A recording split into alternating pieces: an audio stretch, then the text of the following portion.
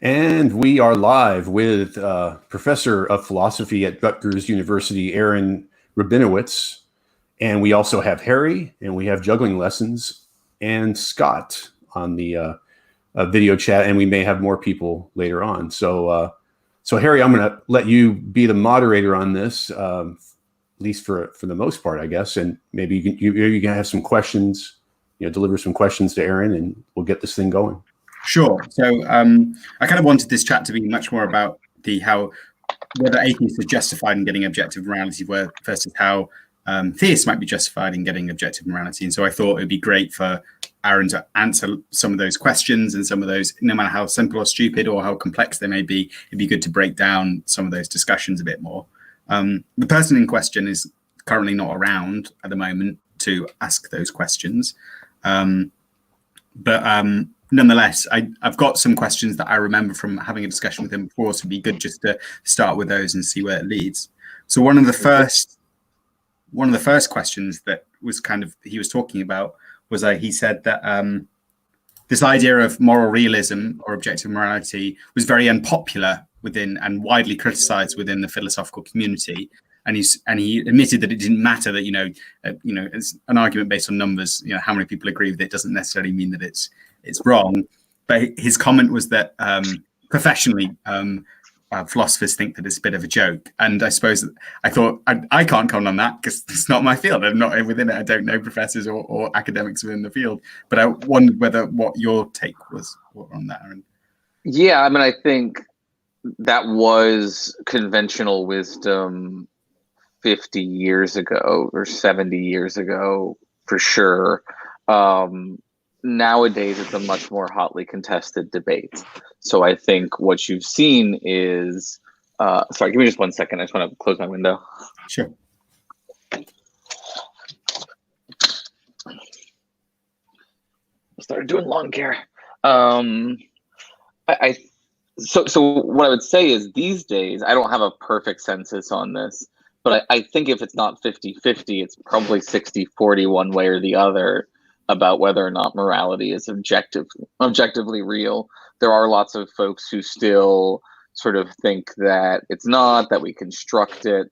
Usually those folks still generally push towards some kind of constructed objective philosophy, though. They still want to make a case that morality is universally applicable and gives reasons to all reasonable individuals. They cash it out in different kinds of ways, but I do think that a lot of ethicists still want to try to find that. And at the meta-ethical level, I think it's certainly become much more of an open debate about can we reasonably talk about objective moral truths out there in the world, sort of independent of individuals' beliefs about them. I was joking on Twitter the other day. I think a lot of folks go through a period when they are reading a lot of meta ethics, and they try to, it's natural to feel that moral realism seems weird and implausible. And so they look around at the various anti-realist positions and find the one that feels the most comfortable to them and stake a position there and defend it for 10 or 20 years or so. But then just a small portion of their life. Right. But then a lot of the sort of elder statespersons of ethics that I have encountered in my experience, a lot of them come to a kind of basic ethical pluralism and moral realism later in life, where they say, look, we talked about a lot of things that matter in our lives, but at the end of the day, it's a giant complicated mess, but it's also one that's very quite real, and that it's not just something we're just making up as we go along as a society or something like that. So again, the original point you made is correct, that it doesn't matter, right? It doesn't matter what these people think in the grand scheme of things, but if we're going to pretend for a sec that it does matter, I do think that there is a healthy amount of very smart people who genuinely believe that ethics is real in some meaningful sense. And so one of the things I also wanted to explore a little bit, one of them was Haidt's position on when he's chatting to Sam Harris about this, and he talks about saying, "I'm not really a moral realist, but I'm not a relativist. I'm not a relativist either. I'm halfway in between. It's kind of constructed, but not really real." Yeah. Bruce is gonna join us now. I wondered what your take was kind of where Haidt sat on there. Is that a common position where they think it's semi-constructed but not objective in the sense that someone would call, let's say, biology or chemistry, I think was his example, being objective? I mean, I have mixed feelings about Haidt, and I think this is an example where I would love to debate him or talk to him in more depth about his meta-ethical frameworks, because when I read Righteous Mind, I found the part where he describes his shift from sort of universalist, self-righteous liberal who thinks that there's one right way to live to this kind of pluralistic worldview, as he calls it, where he basically went to a tribe that was a much more gender segregated patriarchal tribe, but everybody seemed real happy, and he saw all of that and was like, well, maybe there are different ways to live lives or something. And so like that's his pluralist turn, as I would call it, right? Yeah. And I don't think that's the right kind of pluralism, generally speaking, in the sense that I think there are pluralistic truths. There are plurality of correct ways to live. I think we can also say, generally speaking, patriarchal cultures that are gender segregated in traditional ways are not actually particularly healthy ways for folks to live, and that it would be good to try to move them out of those lifestyles. Now, that good is put in conflict with the harms that come from trying to sort of Bigfoot your way around culture and intercede in other people's lives. So I think, it could be true on average, we should let them just live that life. But that's not the same as saying what they are doing is good, or it's just the same as saying, what they are doing is not bad enough as to necessarily warrant radical intervention in that kind of way. So coming back to Haidt, like, there are people who adopt quasi-realist views. There is, like with the horns of the dilemma of moral realism versus anti-realism, there are folks who try to go between the horns and adopt views that say that like it's interpersonally built, so it's objective, but it's about the relations between individuals in some kind of way, and that makes it both subjective or objective, or somewhere in between subjective and objective, and you're intersubjective in this kind of way. I think I don't think Haidt's actually doing that, though, in that particular moment. I think what Haidt's doing there is saying, I want to say that there are things like right and wrong, but I want to say that there's like a big broad range of what actually counts as right or wrong, being generous to him here, right? Like I want to say that there's a big broad account of like what kinds of things are right and wrong, while still being able to say the Nazis are just straight up wrong. And I genuinely believe that like Haidt would just say the Nazis are just straight up wrong. Yes. He says that about certain types of extreme Islamic culture and stuff. Sure, I'm sure he says it about them as well.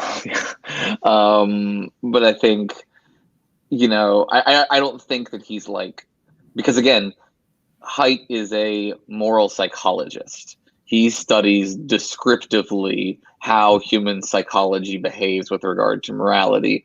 I don't think he's the best when it comes to meta-ethics and moral philosophy, which is a different thing that is importantly connected to what he is doing. And like, this is not even a slight against him. Like, these are radically different expertise in a lot of ways. They just look very similar, especially if you adopt certain worldviews that say that like all there is moral psychology, right? If you just think that like human beings are just apes acting out moral frameworks, then like describing what they're doing is most of what morality would entail. But I think that a lot of us would say that like morality is more complicated, or like us realists would say that morality is more than just how people do act ethically or not. Yes, it's about how they should act ethically or not. It's a step back on the framework in which that should be used or should be set up. So I think we should say hi to Unshackled, because it's his first time within kind of this particular group. I don't know. Are you on mic? Hey, I'm not sure if you guys can hear me. All good. Can Awesome. definitely hear you. I thought it'd be really good, and only if you want to, Andrekel, but I thought it would be good for you to ask lots of questions, because I know that we had a discussion in the week about moral realism, and you were challenging me in a lot of these positions, and you had a lot of interesting questions and insights into it. And so I thought this would be basically a good group, and Aaron will be excellent at answering your questions, rather than me, who kind of amateurly reads bits and bobs but doesn't really have an academic understanding of the subject, whereas Aaron will have an academic understanding of the subject, and so we'll be able to answer your questions a little bit more fruitfully, I think.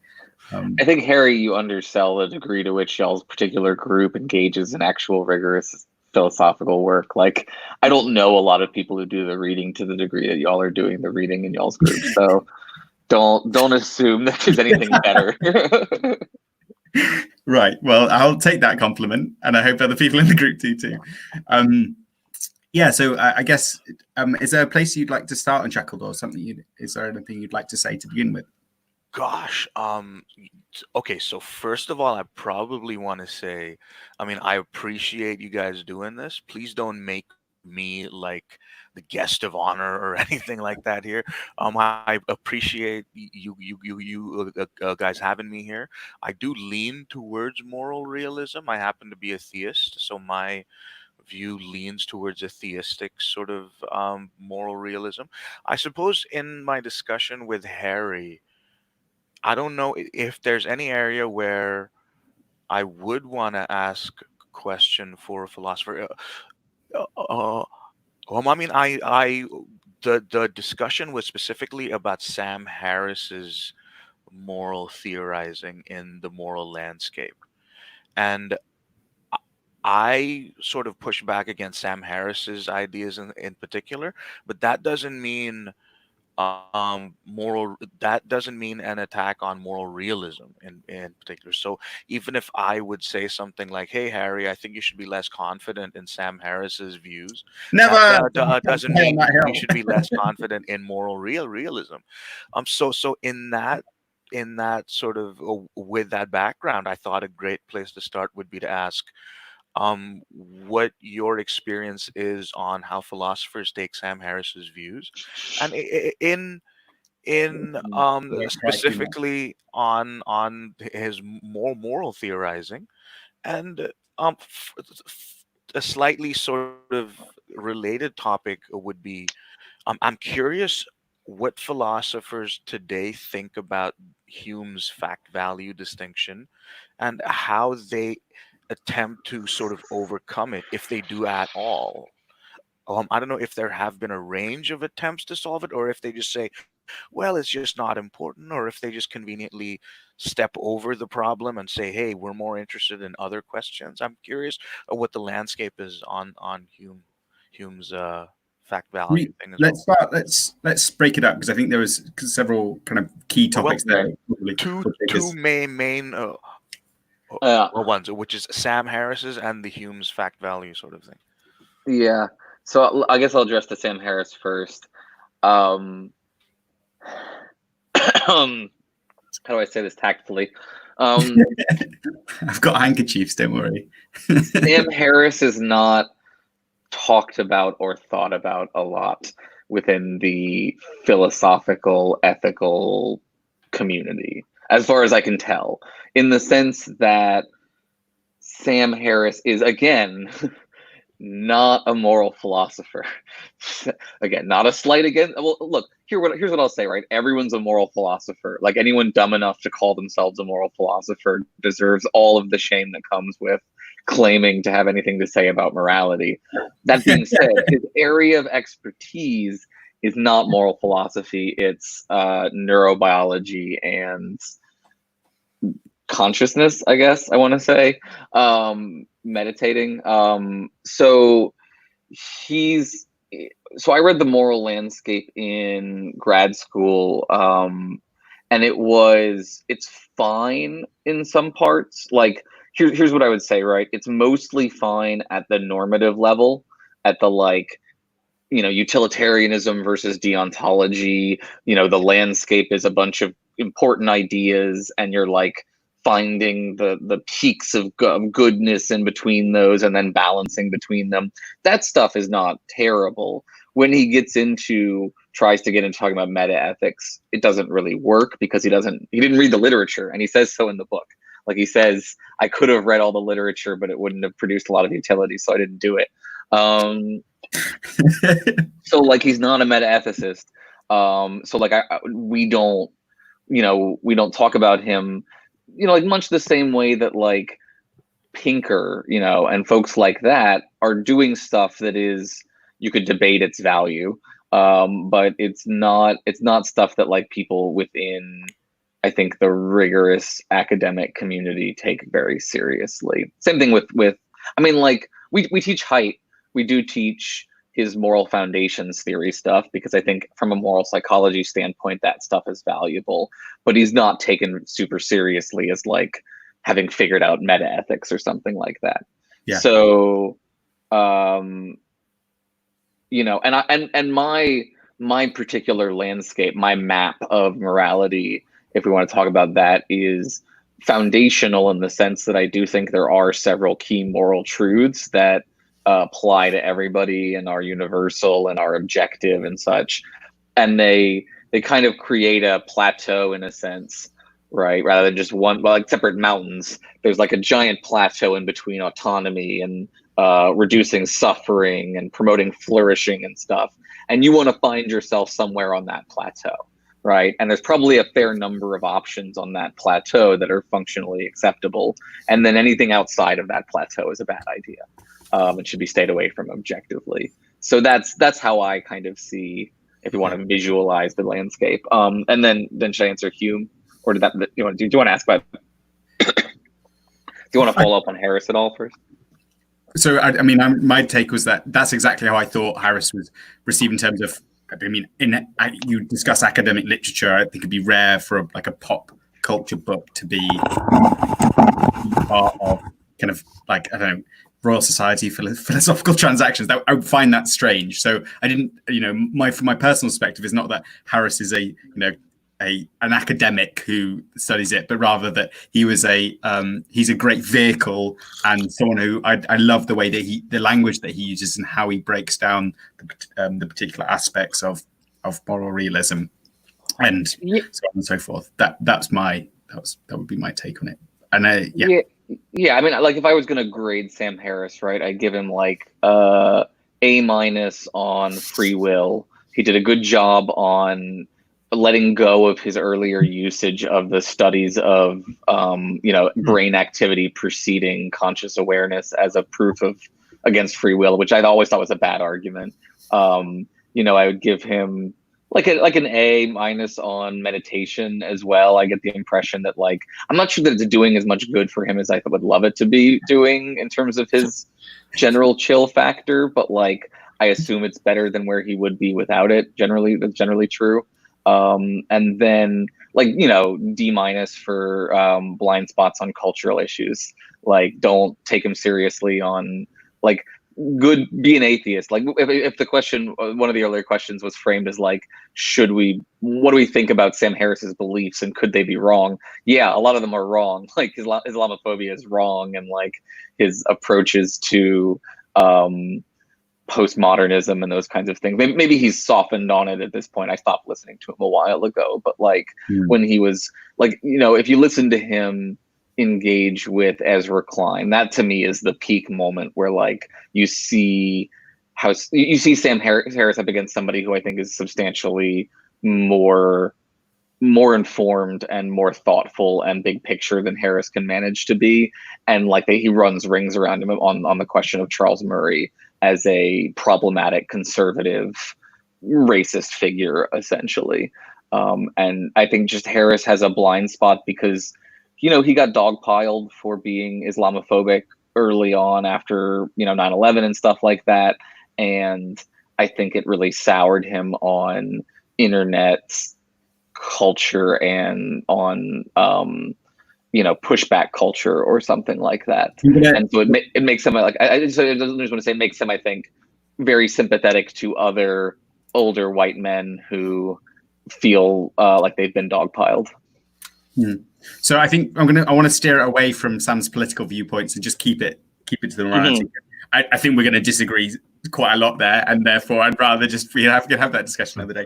But for I just think it's important. It's important to highlight that larger context while discussing how the value of his ethical frameworks, which I think are mostly pretty much harmless, but not super insightful. Right, would be my diagnosis of his, B+ for not being particularly damaging and getting the normative side pretty much correct, and then like BSing your way through the meta ethics because you didn't do the reading from that half of the class. Does a very good BS job there. And then grade inflation, by the way. I mean, I'm a very generous grader, especially in the time of COVID. Like, as long as you really if you do the work in my class, you can get a B at least. You explicitly said he didn't do the reading and he gave him a B+. I mean, no, I'm just joking about this. I'm not. No, you're fair. You're right. I was too generous. I don't want to get in trouble. I don't want to start a B for anything too much. All right.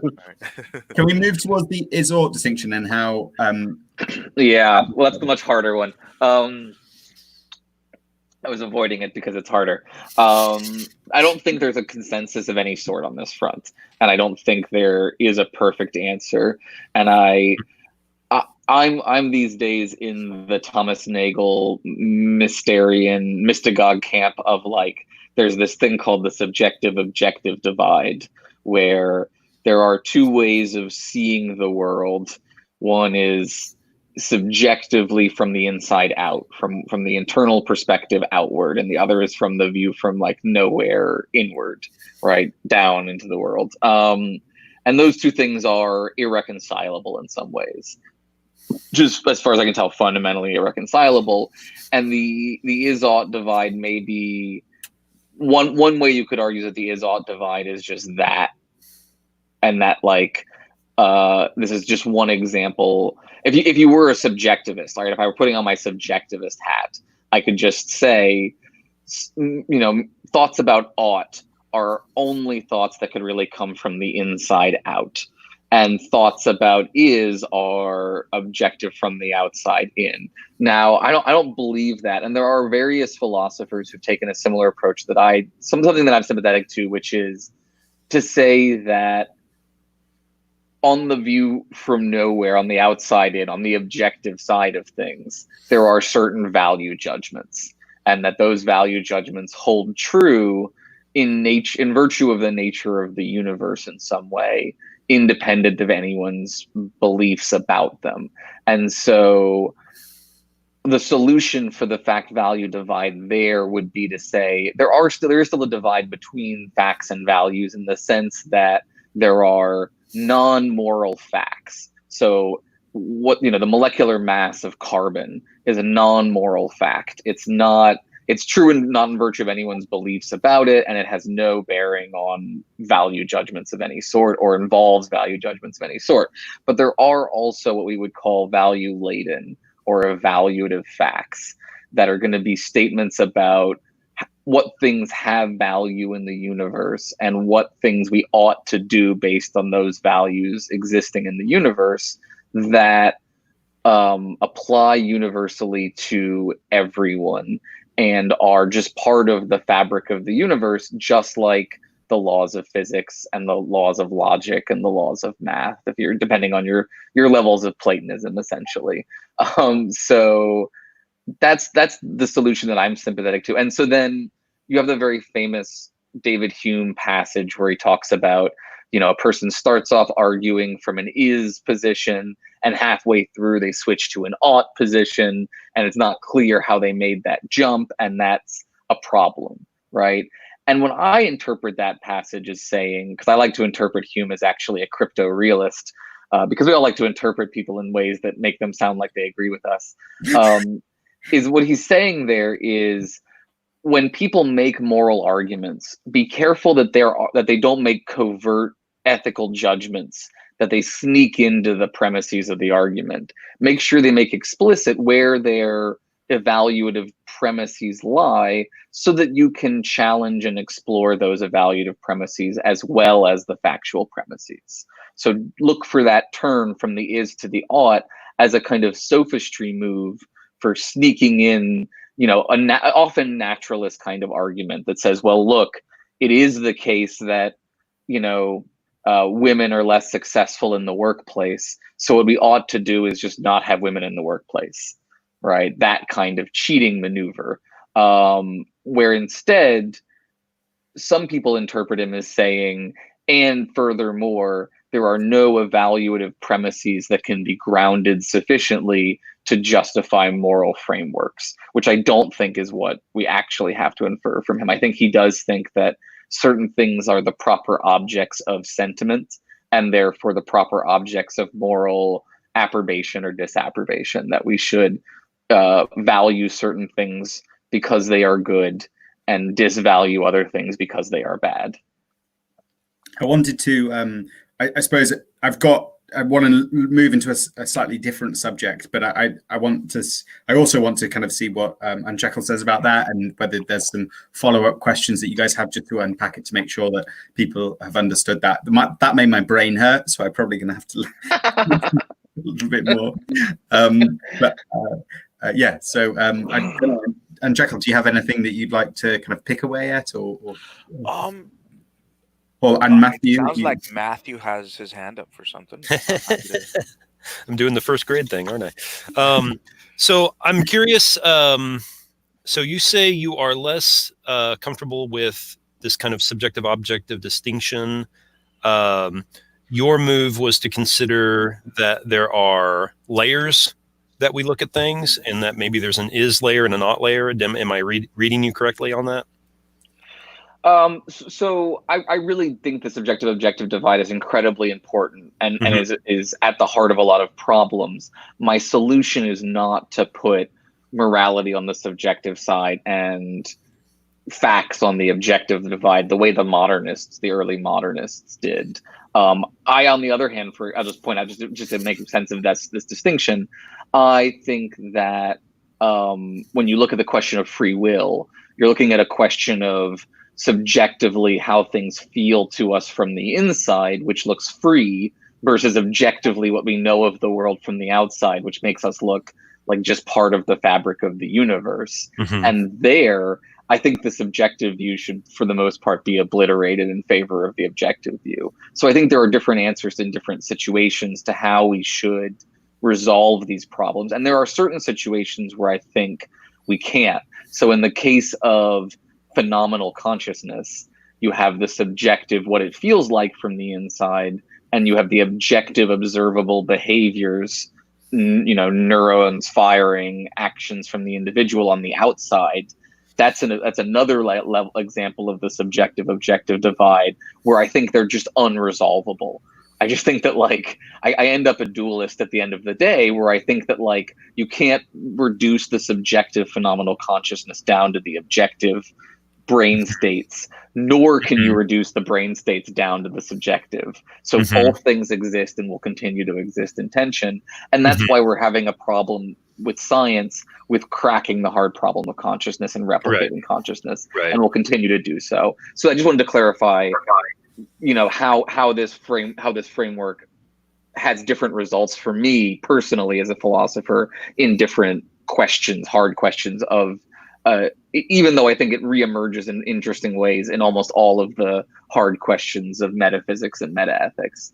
And then the second part of your question there, I think at the bedrock level of reality, there are facts that are non-moral, and there are facts that are moral, or moral truths that are true foundationally. And then you build up from there a bunch of additional information and knowledge about, emergent properties of physical systems and of ethical frameworks. Okay. I'm curious. We were going to do a book study on Ian McGilchrist early this morning, but none of us got through the reading. But are you familiar with his work? Do you think there's any import to it in what you're talking about here? I'm not familiar. I'm looking it up now. Ian McGilchrist. Yeah, the master and his emissary. Psychiatrist. I have not heard of this at all. Okay, well, you want to give me a little bit of background? Okay, so basically he has, instead of doing studies and trying to have a theory that he then proves with his studies, he's gone through and tried to research lots and lots of studies in order to see if there's a pattern that emerges. And his theory is that while we use the left and right brain sides of the hemisphere of the brain interconnectedly, there really does seem to be a way in which the left brain looks at the world in kind of an objective way, in a singular way, where it zooms down and tries to grasp a singular point, and whereas the right brain is more gestalt and tries to see everything, sees it more in subject to the person, in the individual. It's a fascinating read, I think, but I was just wondering if you had integrated any of that into your model. I haven't looked at this stuff specifically. Okay. I mean, I'm certainly so. Just like I was just earlier, admonishing the psychologists for making, not overemphasizing their role as ethicists. I respect that I don't know nearly enough about the brain to make claims about which hemispheres are doing what. Mm-hmm. My understandings are roughly along the lines that it's a complicated distributed system, and that I certainly, I was raised by a clinical psychologist, so I have like informal background in like the discussion of psychology, and I've taken some psychology because it is important to ethics, and I do think that there's a lot of interesting complexity to the ways that our mind chunks information at small granular levels and at broad big picture levels, and that the way that different people have different balances of those things produces just very interesting differences in approaches to the world. And that we can, I'm fairly confident that we can screw with, for better and worse, our ability to do those kinds of things through various kinds of brain reprogramming activities like meditation. Right. I wanted to bring in another non-meta ethicist who has views on this and is a pop kind of culture person when it comes to science. So we about a month ago, or under a month ago now, actually under a month ago, we finished Big Picture as the Big Picture by Sean Carroll, and he lays out. So have you heard of him before? Yeah, I have. I haven't listened to his show because I have this thing where I'm paranoid about stealing other philosophy podcasts' content. But my understanding, like I've heard nothing but good things about his show, and I think he had Liam Bright on there recently, who's wonderful. So. Oh, I don't know Liam Bright. I will check that out. And anyway, so within it, he lays out kind of his framework of what he calls poetic naturalism, and he falls, and within that, he has a special category for morality, which basically pushes it into it being constructed, but that doesn't mean that it's not important. So it doesn't hold the same objective cachet like, let's say, chemistry and biology has. Mm-hmm. But his framework of poetic naturalism is saying that we form objective categories based off utility. So, we make a kind of a subjective opinion that chemistry describes molecules, and that biology describes, more complex systems that we would consider alive, and so on and so forth. And I couldn't make, if you haven't read it, then maybe it doesn't. This will fall mute. But I was confused because when he described that poetic naturalism to me, it sounded like it was actually a perfect defense of saying that morality is objective, because there is a utility to doing it. It is subjectively is constructed, like all other scientific subjects are constructed in that sense, where we decide what the subject is defining, and then we move from there, and we discover facts within that particular arena, and that morality has that same flavor, where it has a utility to describe it in terms of kind of conscious experience and good states and bad states, and that we're navigating from one to the other, and good actions are moving away from the bad states.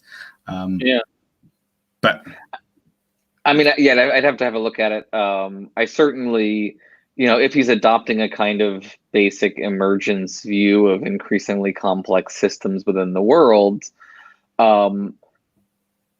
like, I'm fine to say that like morality is a kind of emergent property of a universe that contains sentient entities. I think it gets a little tricky because I would also want to say, so let's just give a moral foundation just for an example of a truth that I think is true independent of any sentient beings. One ought not to cause unnecessary suffering.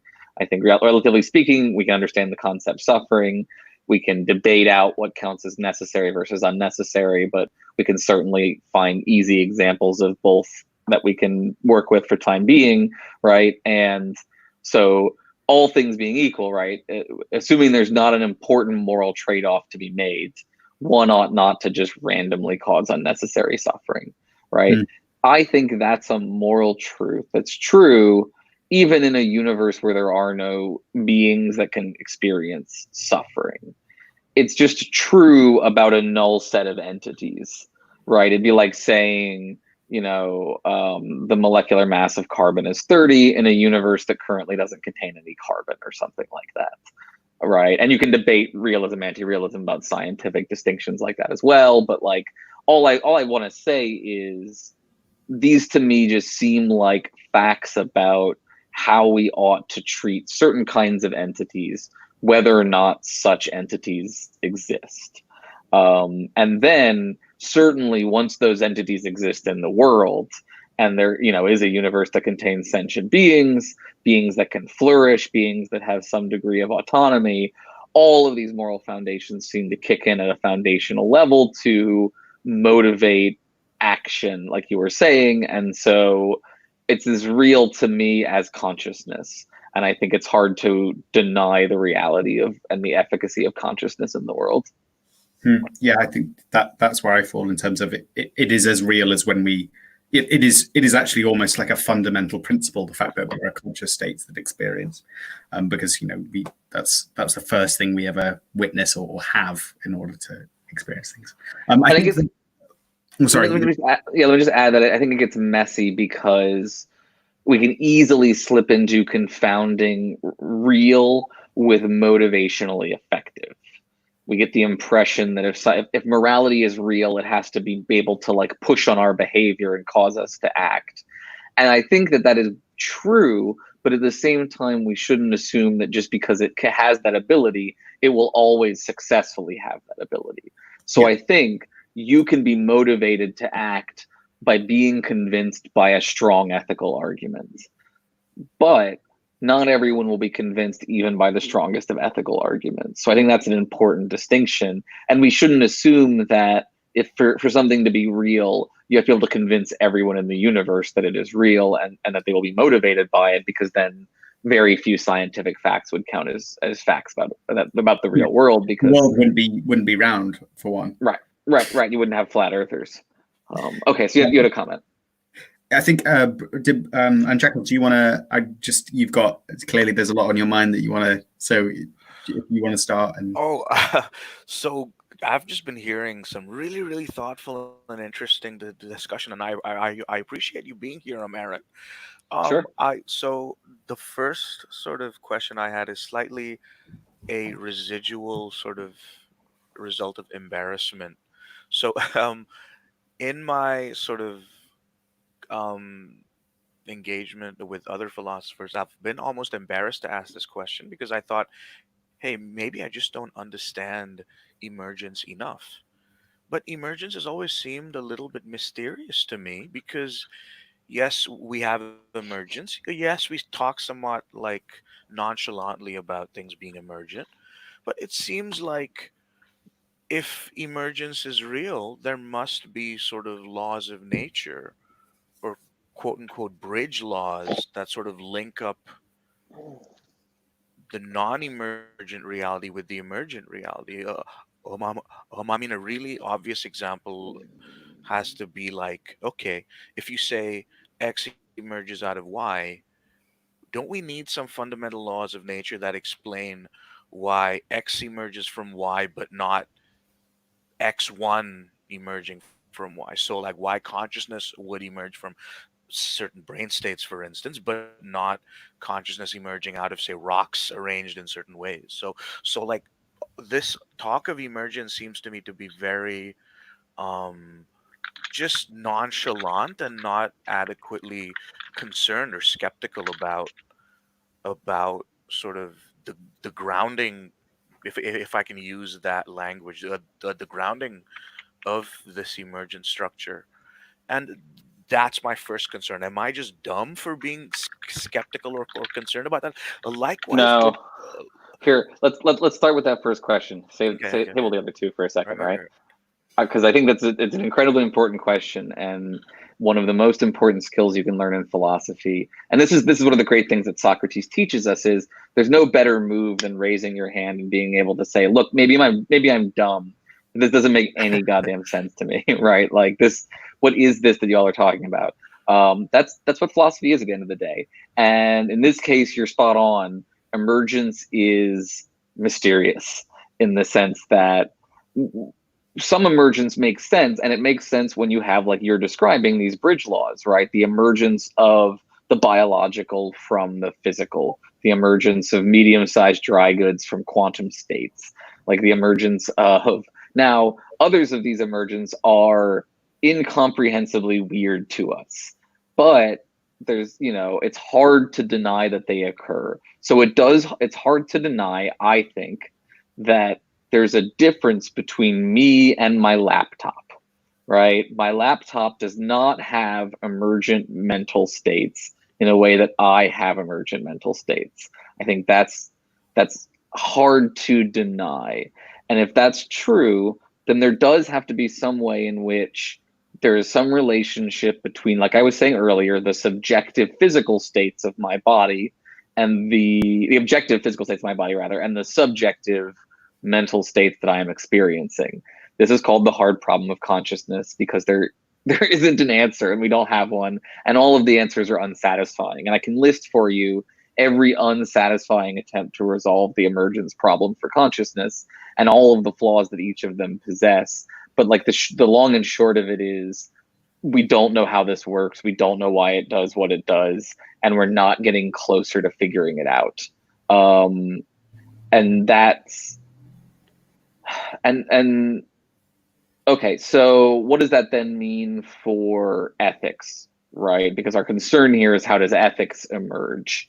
And what I would say is, either the reality is much like with consciousness and the panpsychists, where they're going to say consciousness doesn't emerge, it's a fundamental feature of the universe from the ground up, and that's how they avoid the emergence problem. I'm either going to buy that bullet and say that morality is a fundamental feature of the universe from the ground up, just like physical laws of the universe, or I will buy the bullet that says, there is an emergence of moral truths from non-moral truths. Like, I don't think that one's actually going to work. So I think I just go with the view that says morality just doesn't emerge in a problematic kind of way. It's just part of the nature of the universe, in whatever way consciousness is also part of the nature of the universe.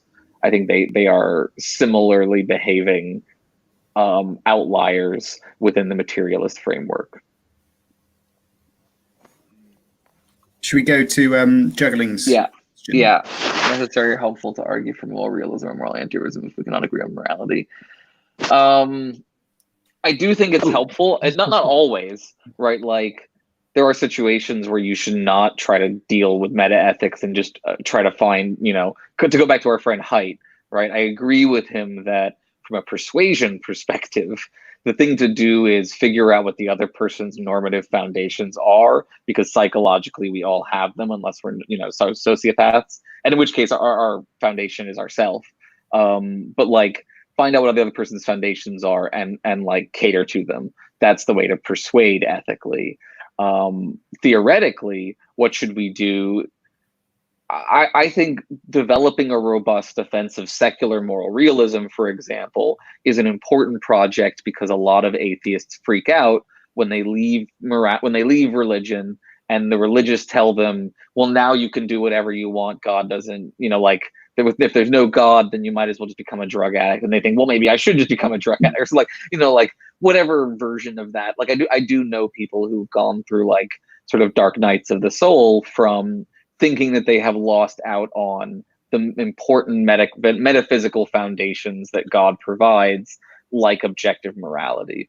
And in that sense, I think, especially with somebody who's on the path to doubting and is having a hang up on that front, discussing moral realism with them and trying to give them an account of moral realism that isn't too spooky, but is sufficiently robust enough to say certain things like the Nazis are just wrong, certain things like, not being forced to try to pretend that you're, straight when you're gay is wrong, that like all of those kinds of things, or being forced to do that, right? These are the important things, and like for some people, and this is an important, like philosophically this shouldn't necessarily be the case, but psychologically I think it's true that people take things that they think are real more seriously.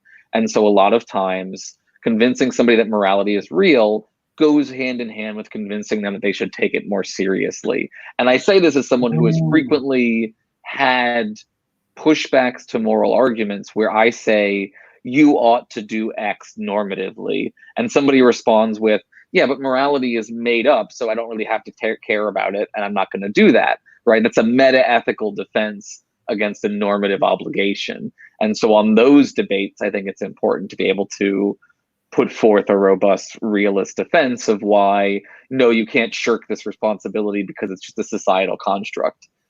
Even if we also want to say societal constructs are very real, and if moral realism in my version proved not to be workable, we should definitely fall back on a constructivist moral realism rather than just jump straight to like moral nihilism or something like that. You had a few more questions unshackled regarding, I think we only touched on one of them before. If you've got follow-ups for that. Yeah. So I felt bad, a little bit bad for the pushback against Sam Harris. So I thought a good question would be sort of what's a positive sort of account? Is there one sort of positive moral account of secular moral realism that you think is especially strong, especially amenable? I mean, I just don't want to be the poo-poo Sam Harris guy. I'd like to be the let's bring out some constructive theory guy. Yeah. No, Harry's laughing because I've already instilled in them the book that I find particularly valuable on this front, which is and I'll point out this probably puts me in a smaller minority of meta-ethicists than the broad realist label. I think there are lots of people who broadly call themselves realists. There are probably not quite as many who, like me, will bite the bullet and call themselves non-natural moral realists.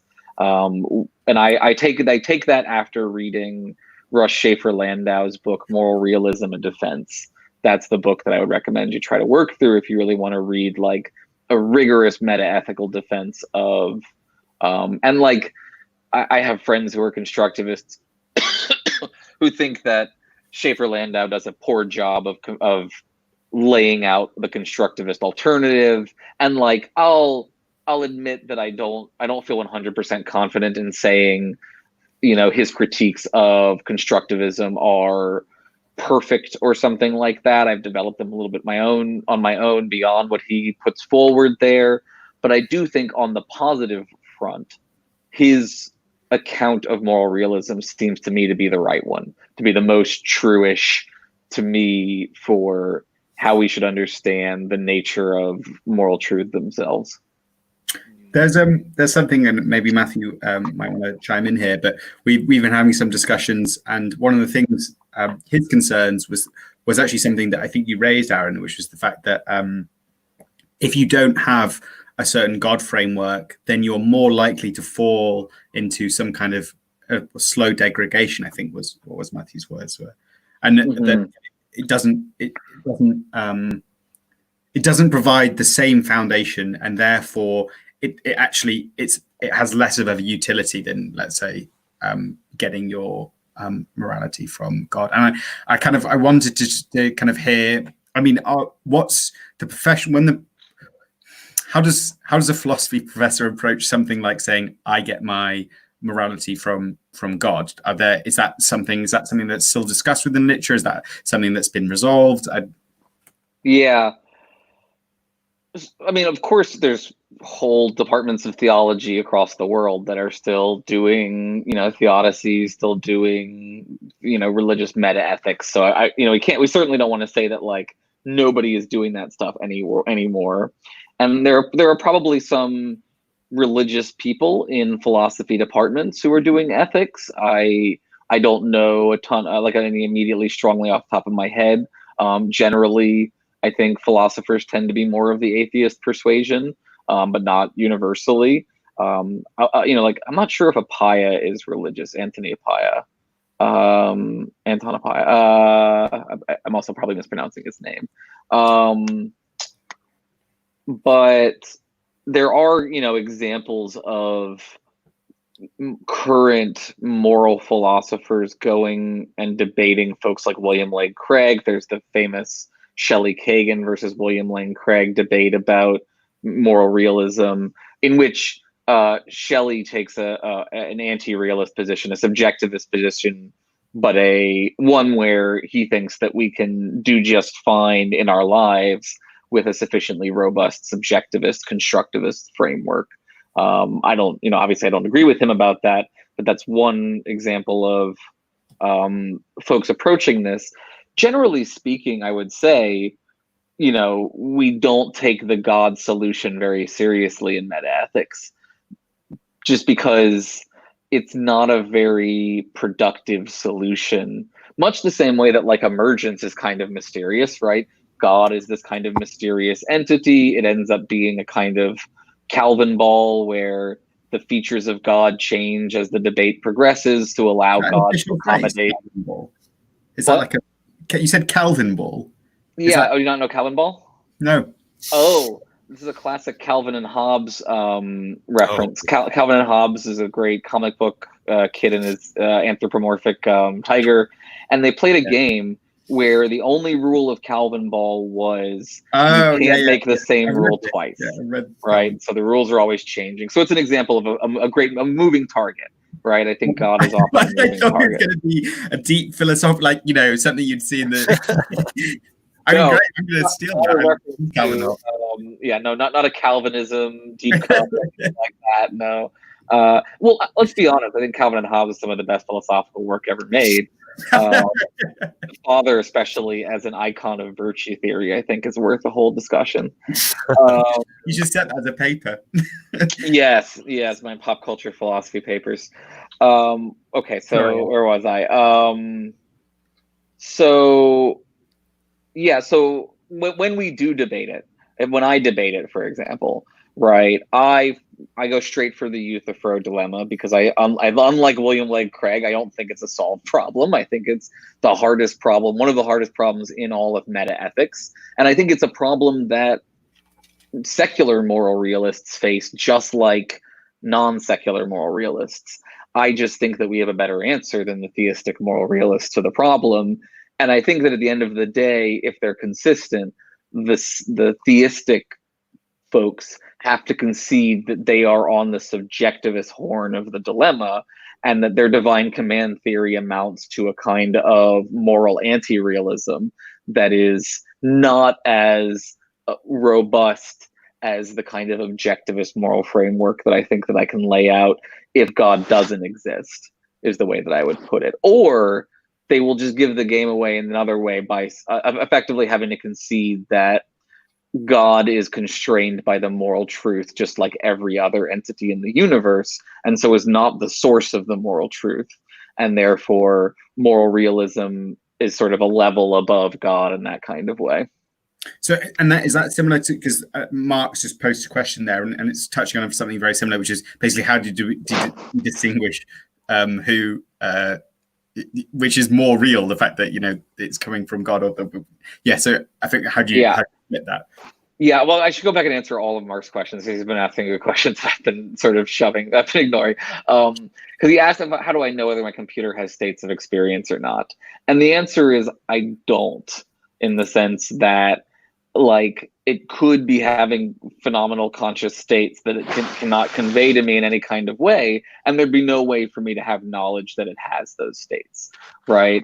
And this is the panpsychists sometimes trade on this fact. They'll say, look, if electrons have consciousness, it's excuse me, it's very dry in my new house. I'm trying to get the humidifier in here.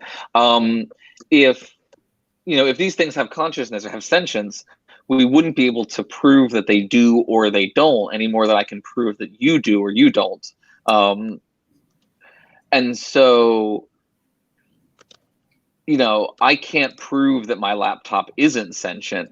I do think that I have a reason to infer that it isn't, which is to say, I think sentience is a localized phenomenon. It emerges in sufficiently advanced kinds of systems arranged in just the right kind of way.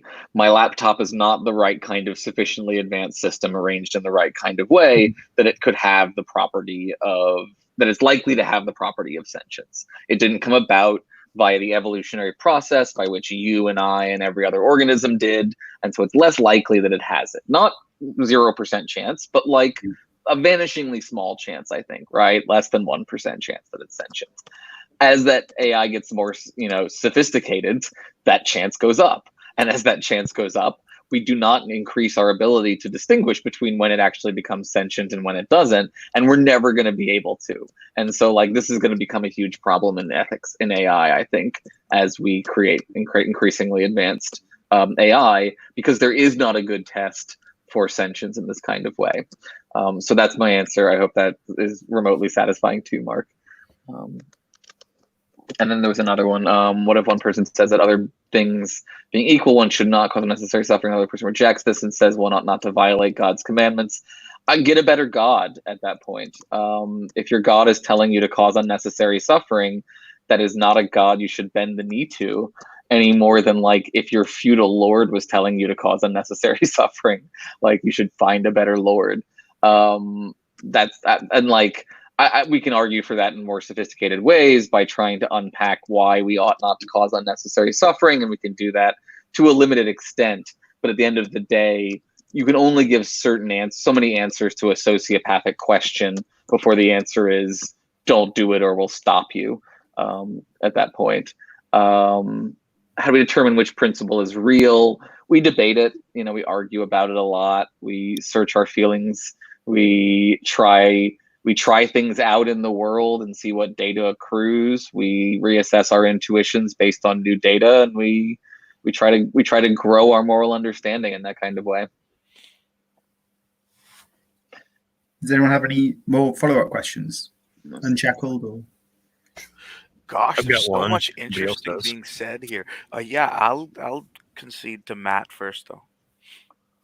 Thank you. So one issue that I find interesting and would like to hear talked at more often is there seems to be this strange, often untalked about or underdeveloped divide between what is done in an academic setting and what an individual has to kind of piece together for themselves and integrate into their own life and the way they live their life. So for instance, for me, God is about motivation, an anchor of motivation, which then motivates my morality and motivates other actions in my life. So it's a very personal thing. It's not something I can prove to anybody else. So it's sometimes bizarre to me to have academics, kind of sometimes speak down to me, sometimes not, about the existence or non-existence of God. To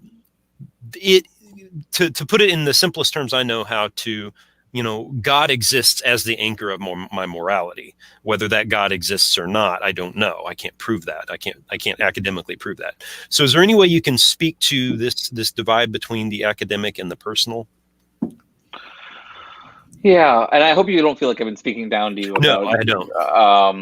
I certainly, to play the friends card, right? I have a lot of very smart friends who are religious as well, who are very thoughtful about it. One of my favorite philosopher friends, who's a thoroughgoing Kantian, is also religious, and her and I've had fun conversations about all of these topics. So how do we integrate the personal in that kind of way? I mean, I'm not interested at all in, like, if you're living a good life by my standards, right? I'll be out, I'll be elitist about it and just be like, I have certain ethical standards that I expect you to be living your life by, right? Don't beat your kids and stuff like that, right? As long as you're living by those standards, I couldn't possibly care less if you're, I mean, like, I have the smallest concern that, like, you're doing it based on what I consider to be false beliefs, and that if it were to be the case that those false beliefs were upended by further evidence, I would be worried that it could topple your ethical framework as well as that. But, like, short of that concern, I'm not interested in trying to get you to, like, upend your worldview to try to adopt a secular ethical framework, because I think that, like, people can certainly have good, healthy ethical frameworks that are based on God.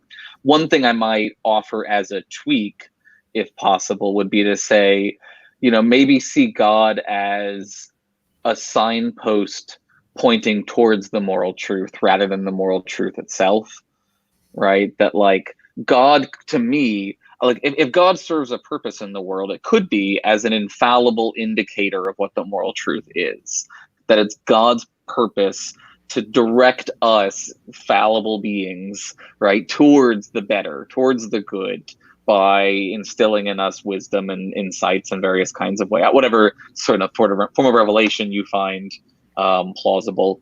But that is, it's not the case that God arbitrarily or in any way has any decision-making capacity when it comes to, whether torturing children is moral or not, right? It's just God's job to just be a perfect oracle for us to try to understand the moral truth in that way. Some folks don't like that because it does cede some power from God in that kind of way. It does undermine the argument, God is necessary for moral realism, because you can argue that you could also get knowledge of the moral truth without using God as your compass.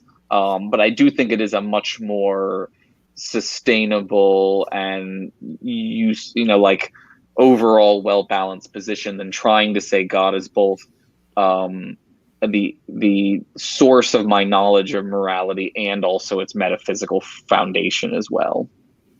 If that makes any sense. I think so. So I'm curious if you would say that there is, this is almost getting meta or transjective, but is there a moral framework we could think about that helps us do triage between the personal and the academic? You mean to, like, take these, like, rigid philosophical theories like utilitarianism or something and make them more applicable to daily life? Is that what you mean? I think I'm thinking more about the fact that there is the community of the academics, which, of course, serve very interesting, very useful services. But then there is also the community of believers in various faiths who are embedded in a relationship with each other and with the world that happens to have this mythical structure that appears to hold things together for them. And there seems to be tension between those two. And I'm wondering if you think there is a framework, or if there should be a framework or could be a framework that helps us mediate between those. Good. Okay. Yeah, I understand what you're saying now. So I think amongst the normative ethical theories, I think virtue ethics and care ethics are both particularly well suited for trying to have a return to the kinds of lived in personal narratives that I think are lost a little bit in especially a utilitarian kind of model of ethics that mostly looks at things from the top-down objective aggregate utility kind of perspective. So virtue theory, for example, is about how individuals habituate themselves to have virtues, which are the ability to act well in a variety of ways, and that those virtues come together to promote a life of flourishing. So you build up courage and temperance and curiosity and all these things, and it makes you into this well-rounded, flourishing person. And the story of a good life is one where you flourish through projects of worth that are challenging activities that you engage in, that have valuable outcomes, that challenge you to build up your virtues in these kinds of ways. And so that's a very sort of personal narrative oriented approach to ethics that I think is quite valuable and has had a strong resurgence in academic philosophy in the past 60 years or so, and has brought with it, I think, a return to trying to make ethics something that is useful for people in their lives. And I think, especially given that Christianity, if we're talking about especially talking to Christian believers, their framework is a Neoplatonic, Neo-Aristotelian kind of framework, in that it relies on, it already has these ideas of virtue and, you know, the good life of flourishing, I think, implicit in it. And so it makes for very, I think, fruitful common ground between the academics and the religious personal individuals. The other one that I mentioned was care ethics, which is either a separate feminist ethical framework or a feminist subset of virtue theory, depending on how you want to chunk the normative map. But the central thesis of care ethics is ethical lives are not about how much utility you produce overall in your life. It's about, the most important feature is the meaningful relationships you have with others over the course of your life, that you live a good life, do good things by having caring relationships, that caring is the ability that we have that is the most important to being a good ethical human. And so you work on developing the virtue of caring, you work on having deep, meaningful relationships as a kind of project of worth between you and other individuals, or you in a community. And so I think that community aspect that's really important for religious people, you can talk about that by talking about genuine caring towards other individuals as ends in themselves. So the other major framework that would be useful here is deontology. Like a lot of religious views tend to be of a deontological nature. You ought to respect the individual, and you ought to, you know, respect their rights in certain nowadays you ought to respect their rights in certain kinds of ways. And so you can talk about individuals as ends in themselves, and I think religious folks will understand that pretty well. Is that sort of getting at what you were asking? I think so. That is helpful. I think I was thinking of something more of a I'm just personally very bothered by how incivil people have become, and I keep going, okay, there's got to be a way to like kind of start breaking this down and integrating people's ability to converse with people who they deeply disagree with. But those are good examples of that. Yeah, and I mean, like, the incivility problem is partly intractable at the moment for much larger reasons, I think. Ezra Klein just wrote a really good book about why we're polarized, that talks about the stacked nature of personal identity these days, that everyone is siloed into these identities that are lined up at multiple levels of their personality, both politically, religiously, and in ways that makes it very hard for people to step outside of their community and engage with other people in a way that doesn't become antagonistic pretty quickly. And then you add on top of that, like, social media often being conflict oriented. It's a hard world out there for communicators, right? It's a hard world out there for trying to, and like, I think the solution is what y'all are doing here in these kinds of Discord servers, where you build small communities and do the grassroots of engaging with other people. I will say, in my experience, individual ethicists are generally very friendly and happy to talk about these kinds of issues at length. I do think there is a segment of the rationalist atheist community that is highly toxic and not worth engaging with. Just like I wouldn't spend my time engaging with, young earth evangelicals who think that like me and mine are all definitely going to hell if we don't immediately convert. Like, it's just not worth anyone's time. So I think part of it is, you find the people who are actually, reachable, to use a term that might seem derogatory, but I think is actually quite meaningful. Like, we should all aspire to be reachable in a sense. And, you look for the people who are reachable and you take the time to build a rapport with them where, when you ask them to raise doubts about something that's fundamental to them, they don't immediately recoil. Mm-hmm. Yeah. So in Shackle, did you have anything else? I mean, I've just been fascinated by so much of the discussion that's been going on here. I really appreciate you guys having me as a part of this. I think the third question I had way back was this really interesting point about what I wrote down was his history of science problem involving behaviorism and the subjective perspective. Okay, so I had in mind this really interesting phase in psychology where everyone was a behaviorist, and John Searle has this great bit how we can actually track which institutes were sort of started during behaviorist eras by the names of these institutions. You'll see names like behavioral science, behavioral centers, and all that as sort of referring to psychology. Now, what was really controversial about behaviorism was that in its weak forms, they would say things like, it doesn't matter what's in your head. It doesn't matter what you think and feel and all that stuff. What matters is your behavior. And we ought to have a science of psychology that is just merely focused on human behavior. And you had a strong view of that I don't know if I can fairly characterize the Churchlands as this strong view that says all our subjective experiences are merely illusory, or I don't know if I'm being fair there, but certainly of Frankish's view, if not of Churchland's view.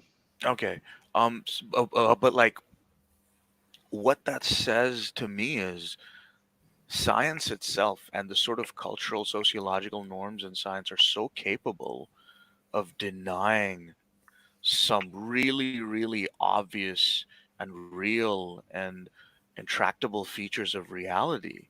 And there's some that should scare scientists and that should scare philosophers and that should scare thoughtful people more than we're sort of prepared to admit right now, I think, because the whole shift between behaviorism versus non-behaviorism reflects like such a like that should weird us out. That should scare us. Like tell me if I'm wrong to not be like weirded out / concerned / scared about the way science had that phase. I mean, I think it's a good Can we just define some reminder. terms before we Yeah. So behaviorism, as he was pointing out, is this period in psychology, as I understand it, people like B.F. Skinner, who think of it as like the early modernist scientific term for psychology, right? Psychology wants to become a big boy science, and so it says we're going to study things that are observable, quantifiable, measurable, because those are the verification as things. Those are the important features, right? And you can't observe, quantify, and measure internal mental states. You can observe, quantify, and measure external behaviors. And so what we're going to do is we're going to focus on messing around with behaviors, understanding behaviors. Now, as he was quickly pointing out, the strongest versions of that go so far as to say there are only behaviors. There is nothing but input, output, right? There is no internal thing that is some sort of separate mystical process whereby the mind cognizes things and then makes judgments. And that like the most rigorously defended philosophical version of this, I think, is Keith Frankish's illusionism, which is a view that was adopted by Daniel Dennett and is a view that is probably, I would argue, like 60%, right, the majority view within philosophers of mind, some version of what you think is happening inside of your mind. And I happen to disagree with them. I think I've come to understand their view more, but I still fundamentally disagree with it. Their view is, just like you have an illusion of free will, right? Just like you think that you are acting freely when you are very clearly not, you have an illusion of phenomenal experiences. You think that you are experiencing things inside of your head, that you can observe like mental states inside of your head, but you're really not. That it's really a complex illusion, and that what's actually going on is a bunch of systems are running and then telling you that's what you're experiencing in such a way where if somebody asked you, what were you thinking right then, you could give them a behavioral answer to the question, but that behavioral answer isn't proof that you were actually thinking that right then. So for example, think of ethical judgments, right? To tie this back to our main topic, it may be the case that a lot of us think we're making robust ethical decisions in the moment, when in reality, we are just doing an action. And then afterwards, we try to explain, rationalize why we did that thing we did, and we trick ourselves into thinking that's what we were thinking all along. So that's the view. I think that it's impossible. I think it's ultimately impossible that phenomenal consciousness itself is an illusion. And I do think that Keith and them sometimes go that far. And I think when they go that far, they're wrong.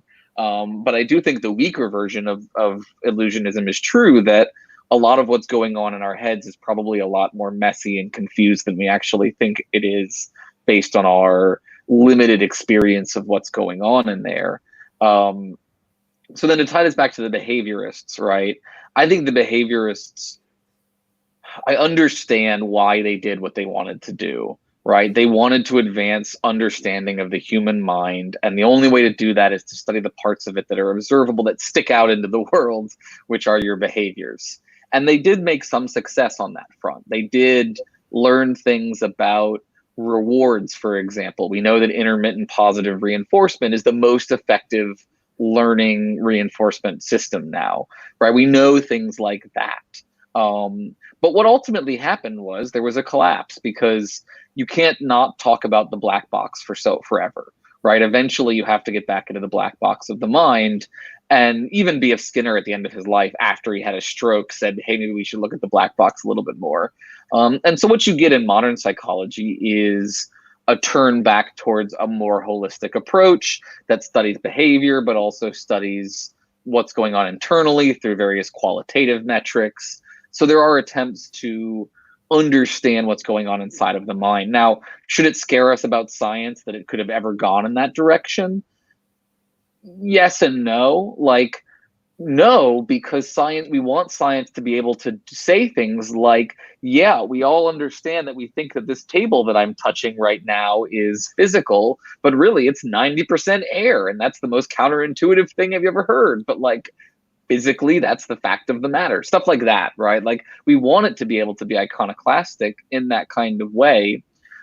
And we should be optimistic that it corrects for itself eventually. That like we aren't still all behavioralists, right? We don't still think that like there's nothing to be learned about the inner mind. So like it does run itself out of road when it tries to get too narrow, and it finds ways back that I think are ultimately helpful. Now we just have to be really careful that we combine our science with ethics, right? That we do our science ethically, and then in the process of slipping into things like behaviorism, we're less likely to slip into things like eugenics, which is not good unless it is. It's a debate, right? We could have a debate about it. Okay, I think that answers that question though, right? Yeah. So part of the reason I brought that up was because you talked about how seriously you take the subjective objective divide, and how this massive sort of trend in science basically denied the subjective altogether, and how Right. that seemed like such a massive sort of contrast. And like the fact that all these scientists were having subjective experiences, and like that. So I've seen arguments to the effect that the most powerful experiences one can have, the most powerful empirical experiences one can have, are our own subjective experiences. Everything we perceive ourselves to experience about the external world is mediated through our own personal subjective experiences. So by definition, Yes. our subjective experiences are the most real thing in existence. And yet these scientists were capable of sort of denying that, overruling that, theorizing their way around it to such a point that this was the norm, and you were a weirdo for thinking otherwise. Is struck me as like, should we be concerned?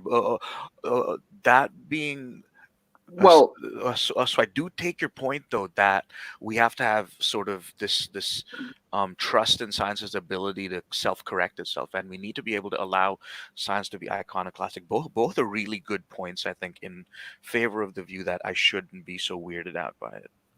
and I mean, let's also say during that same time period, you had the phenomenologists, right? Phenomenology was also a big thing. It was just more continental, whereas behavioralism was more of an American, I think, phenomenon a lot of the time. So like there were a lot of people, and like you can see it in philosophy as well. So you've got Berkeley, the famous idealist, saying that matter isn't real, right? The idea of an entity separate from being experienced is nonsense, and that all that exists are ideas. And so he was a thoroughgoing idealist in that kind of way. And then you see a switch to materialism because the study of matter yields such successful results in terms of being able to manipulate the world around us. And now I think we are now in a place of a weird, unstable dualism where we have not been able to reduce the subjective down to the objective, nor have we been able to reduce the objective down to the subjective, and we don't really fully understand how they connect. And like, I think it's good for us to sit in that and say we don't have answers to those questions rather than to try to find comforting answers that aren't fully robust. And yeah, so I think, you know, even during periods where you have a predominant view like behavioralism, you still have things like the Gestaltists who are out there talking about the lived experience and doing psychology based on, you know, what's going on inside of the individual. And that stuff has regained prominence as well, I think. So, you know, science is a tool, and like it's a very dangerous tool that can cause a lot of harm, but also a lot of good. And it's just about risk management and, you know, making sure that the people who are engaged in those activities are engaged in them in ethical ways. But like, other than that, it's just a very sharp knife.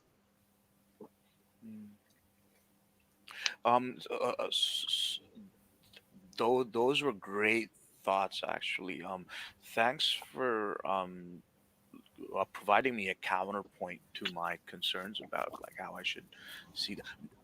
It's not that these things amount to skepticism of science, but it amounts to skepticism of the sociology of scientists, or the sort of trends, the sort of fashions, so to speak, that can lead us in certain directions. I've been sort of. What kind of fashions are we talking about? Like Jordan Peterson postmodernism kind of concerns here, or no. Okay.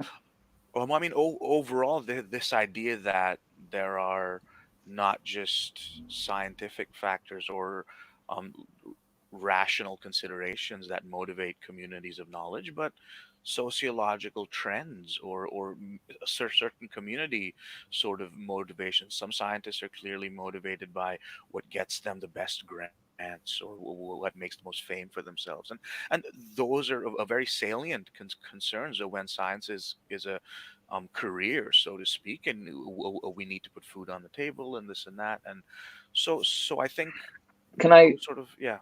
Let me just jump in. I think there's a plausible concern there and a less plausible concern. I think the plausible concern is the postmodernist concern, in the sense of the postmodernists were right that scientists are doing science in a social framework, and that science is always constrained by the ideologies of the individuals engaged in those scientific activities, and that we should therefore be very skeptical of particular scientific pronouncements because they could be just the fashions of the time being reified through whatever scientific method people find that looks fairly plausible, right? So I think that's a very good, reasonable concern. The part about profit motives, I think, is generally speaking a less reasonable concern when it comes to the vast majority of scientists. There are certainly, you know, scientists writing papers for ExxonMobil about how, you know, gas is actually great for the environment. Like those people exist, but like the vast majority of researchers, I can guarantee you, are making less money if they are doing good research than if they are, you know, in the pharmaceutical industry trying to invent a slightly different version of Viagra or something like that. Yes. So just to be clear, I'm not making at all this weird conspiracy theorist sort of position that, oh, these guys are paid for by big pharma and big this, big Okay, that. cool. No. I'm sure there's some questions about that on the fringes, but that's not a sort of major concern. For me, the major concern is it's not even so much a concern, more as a cause for a cause for acknowledging the holistic factors that make up decision making in the sciences. So, I don't know if you've read. So essentially, there's this a work in philosophy of science that tries to look into the decision making factors when scientists pursue research projects, essentially, and the typical rationalist perspective is, oh, they're all looking at what immediately brings the most scientific fruit, or whether it's theorizing about the theoretical productivity and all that sort of stuff. But it strikes me that in reality, the real world involves scientists in good faith making decisions for reasons that are sometimes sincere, honest, but more practical. Which department should I go to? Well, am I going to be? They might pick certain research decisions on the basis of more pragmatic factors rather than purely scientific ones. Is what I'm saying, and that asks us to see science not in this conspiratorial sense, but as a more holistic enterprise that involves not just purely rationalistic factors, but this combination. So it's not conspiratorial in that sense. I hope I'm No. I mean, I think it's important to note that science is done by scientists, and scientists are people, and they have a lot of factors that go into their decision making, and not all of them are the factors that we would hope would go into their decision making. And you know, we do the best we can to put them in environments where they are motivated by the good things rather than the bad things. But it's not a perfect system, and the hope is those individual flaws are ironed out at scale with large meta analysis of, you know, lots of research, essentially. You have a system that is you have lots of checks and balances in place to make it as foolproof as you can make it, with fallible people trying to come to some kind of objective reality. Yeah. And I think I brought that up in large part because I thought the whole behaviorist theme and the concerns around that were motivated sociologically. I think in large part, like you described, Aaron, the desire to be a big boy science, for psychology to be a big boy science, and then that I think is a very catchy way of describing how to get that credibility. They looked at what the big boy sciences were doing, namely engaging with objective observable phenomenon and saying, hey, to be a big boy science, we need to sort of pursue those kind of things. And for me, the reason I think that is practically salient is I think there's always questions that we can ask ourselves about, hey, are we in a sort of sociological drift here? And if we are, how could we tell? How could we sort of overcome that? And like, what's a way to sort of fight back against the sociological drift? In fact, I think personally, What do you mean by? I mean, so why would we assume that we need to fight back against the sociological drift?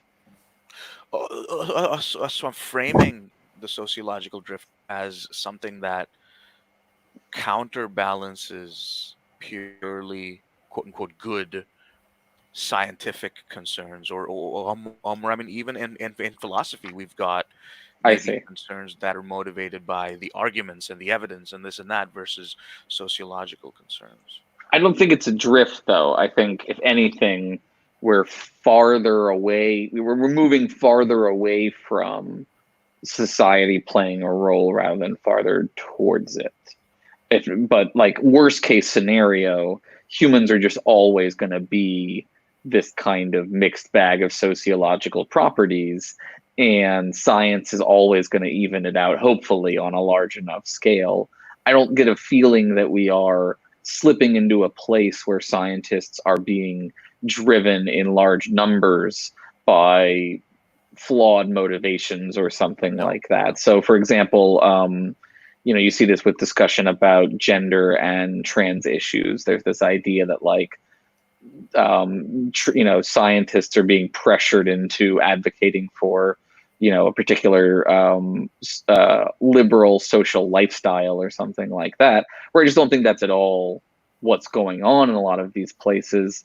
I think, if anything, the factors we should be worried about is that the loss of funding for research leads to the squeezing out of a lot of good research because of socioeconomic factors. Yeah. And that that's the thing we should be worried about more so than I think, any particular ideology having some pervasive, pernicious sort of effect upon the sciences, broadly speaking.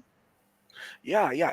In fact, I would broaden it to out of ideology. In fact, I remember reading about this concept called weird.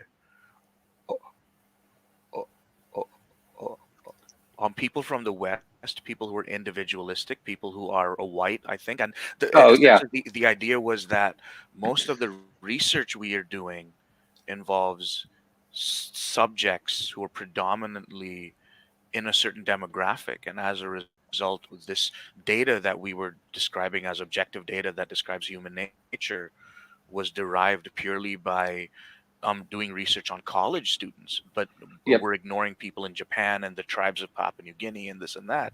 So those are also, I think, interesting examples of this sort of well-intentioned, sincere, not dishonest or malevolent, but sources of distortion, regardless. Yeah, this is a big part of the replication crisis in psychology, and it's it's where I think we can say the postmodernists were right, that in being a little too fixated on the emergence of the post-Enlightenment Western white world as the center of the universe, right? It was taken for granted in early modernist thinking that the white male is the norm, and every other entity is a standard deviation off from that norm in some kind of way or another. That this is the quintessential human, and then we study the oddities of other humans as they relate to that individual. And then even as we weeded out the kind of overtly racist parts of our science, right, we kept in, I think, a lot of the, by practice, as you say, just the assumptions that, we could infer from largely middle class to upper middle class college students who need, a credit sign off for their intro to psychology course, because that's the majority of our research subjects, right? I was one of these when I took my intro to psychology course. I had to go be a guinea pig in a couple of experiments. And that's how the machine gets the meat for its fun, for its grist. And I think what we need to do is put more money towards more research of more groups and more sort of robust intersectional understanding of sort of a lot of complex systems. And again, I don't think I think that's a concern that's more a problem with anti-scientific rhetoric, especially from conservative religious backgrounds. That has characterized academia as a money pit that isn't producing valuable information, and so should have its research cut rather than expanded. So I think those are the major concerns that I have when it comes to, perverse incentives within academic research. Yeah. So, speaking as a theist who might easily be classified as this fundamental, I'm completely pro science. I love, in fact, I think a lot of the conservative Christian community is not as serious about the science as I'd like them to be. Mm-hmm. I think that if anything, these concerns don't call for reducing funding of science or denying science or even being skeptical of scientific conclusions. Rather, it calls for increased awareness and increased sort of taking a broader view of the factors that are involved and hoping to sort of counteract the the non-scientific or non-rational considerations that come into play. But I'll jump off this topic because I know it's sort of worn out now. Um, Let me just add. Let me just say at the very end there then that the way I would characterize it is scientific literacy. What is needed is more scientific literacy and education for individuals to understand how science is complex does not equate to people are making this stuff up and I can just believe whatever I want or something like that, right? Without a doubt. I agree with that 100%. The next sort of question I had that I thought was really interesting was you brought up, I think offhandedly, at some point, the questions that are being raised, if someone's a sociopath, like they just can't sort of like you can't go any further. I think this gives us an interesting sort of this interestingly implies a situation where maybe what's needed to philosophize or to do good philosophy or to think through things well is to be the right type of person. And by that I don't mean like racial, ethnic, but to have the right sort of psychological starting point. Yeah. So this is a pre-philosophical sort of starting point, and I'm curious, has there been any work done in philosophy to establish what that pre-philosophical starting point ought to be and what's going on there? Yeah, and that's a question that again shades between ethics and moral psychology. Part of that is what are the psychological conditions of human beings that make us capable of being functioning ethical entities, and then philosophically, what are the ethical ideas that need to be imparted to an individual during their development to have them turn into a fully functioning ethical person. So in the first, the things that I think are pretty essential for ethical understanding or that are central for most human beings. You can find workarounds if you're missing one of these, but like they're limited. You need empathy or compassion. You need some sort of mechanism whereby you can feel, not just be told, but feel the value of other entities, essentially care for other entities, see them as ends in themselves in that kind of motivationally effective kind of way. So I think, when we talk about sociopaths, they are in the cluster of low empathy disorders within psychology. And the problem that they have is it's hard for them to feel any motivation to care about other entities. It just doesn't feel right to them. It doesn't come through for them. And I think for most normal humans, that is an important tool. Now, other folks who I understand have some issues with this in some ways, and it's more complicated, are folks on the autistic spectrum. And there has been more success, I think, again, going back to things like behavioralism, with behavioralist workarounds for helping to train people to feel like they are caring more about ethics when it doesn't necessarily make sense to them, or empathy when it doesn't necessarily make sense to them. So empathy and then reason, right? The other one, I think, to be a good philosophy, to be a good ethicist, you need to be able to be understanding of things like arguments from consistency, right? If I can point to the people that you care about and the people that you don't care about and prove that they are sufficiently similar, I need you to be able to be rational enough to be motivated to say, okay, well, I'm going to treat them the same way at that point. So that's another key feature, I think, of ethics. No problem, Matt. See you later. And then, a sense of fairness is something that we evolved that is very helpful for being ethical. The fact that we have an inbound sense of when people are acting fairly and unfairly is, I think, very useful. They're not necessary, but it helps. The fact that we are communal animals, that we naturally form into community groups, is another thing that I think makes us very pro-social by nature, and so more inclined to ethically cooperative behavior by nature, though it's not, again, strictly speaking, essential for being an ethical person. And then when it comes to things like sociopaths, where they have a disadvantage, they have a disability when it comes to understanding this stuff, depending on what level they're at, you might be able to tie a motivation to act ethically back to a motivation of self-interest or something like that, or find some way to convince them to still act ethically. But there are no silver bullet arguments for pushing somebody to behave in a way that they don't particularly want to behave. Hey, I'm gonna have to leave, but this was a fantastic discussion. I really enjoyed myself. Thank you all for being part of this. Wait, is my microphone working? Oh, it is. Yeah, no, we can hear you. All right, good. I did have a question about this is not really something I believe, but it's something I'm curious if this is a problem that we could sort of grapple with. It's this question of all these norms that you describe, that I agree with, by the way, amount to just statistical norms because they're the prevalent sort of features among human beings, because we have this sort of picture of lots of human beings being rational and this and that. Therefore, we think this is how we ought to start, where we ought to start.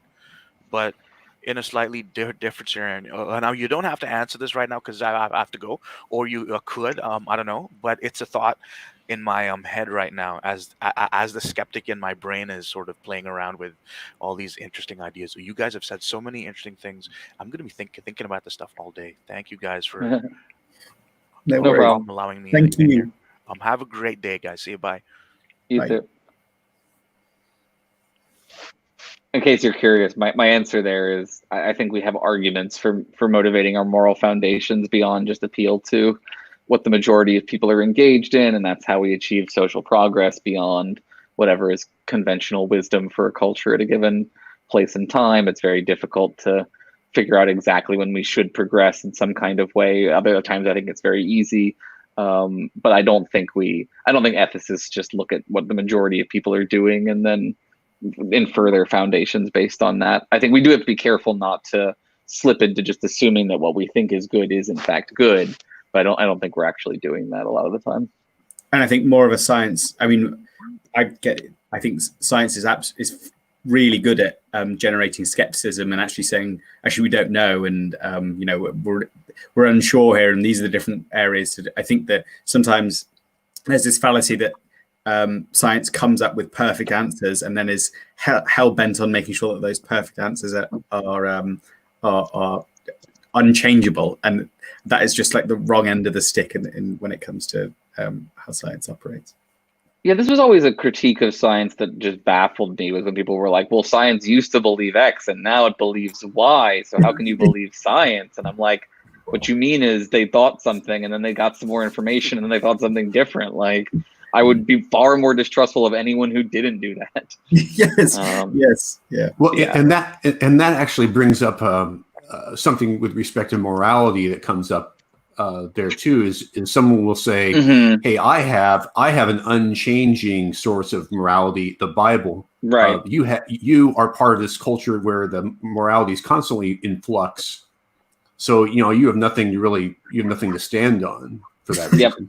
Yeah, we used to think slavery is good. Now we think it's bad, so morality isn't real. I mean, that's an argument that I've heard, right? It's a terrible argument, I think.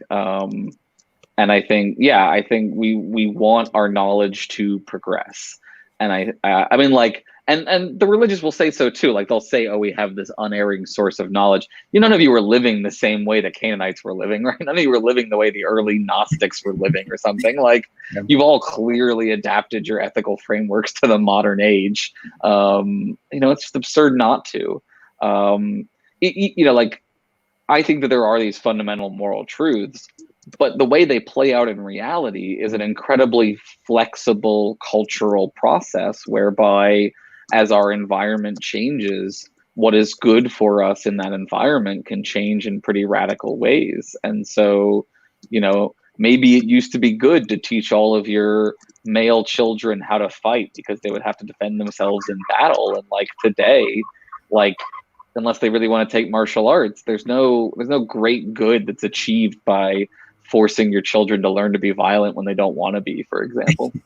Yeah, I mean, in England, we used to have to learn the longbow. It was a law you had to be able to fire a longbow, and you could get fined if your children didn't know how to fire. And that's because they used to all get bottom to ranks to go and invade the French, and so that's special. A longbow. We have composite bows now. You don't have to use a longbow. You can use a recoil bow. Anyway. Yeah. Hey, juggling. There's a question you always bring up in morality discussions. Yes. That I think if you haven't already asked it, you should bring it up now, I think. Okay. Which one?